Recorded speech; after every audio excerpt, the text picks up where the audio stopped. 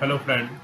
Now, my topic is today ultimate analysis. I discuss next lecture uh, determination of carbon and hydrogen present in core sample by ultimate analysis.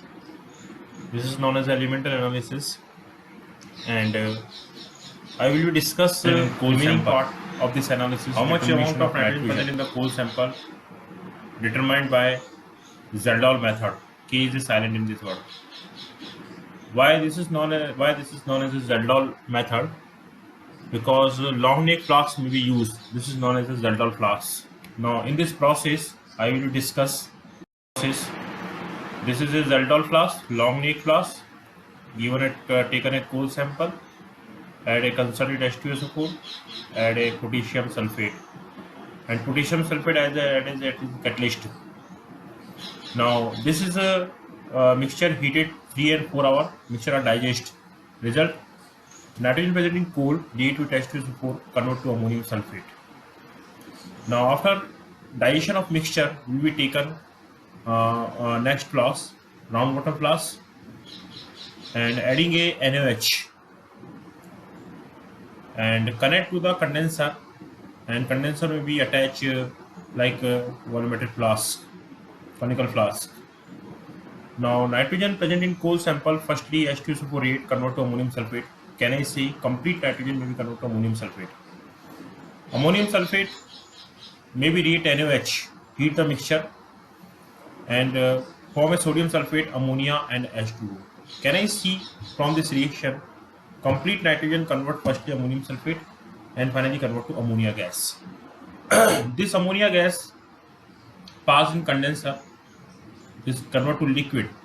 This is a cooling water. Heat transfer process may be done and hot water will release out.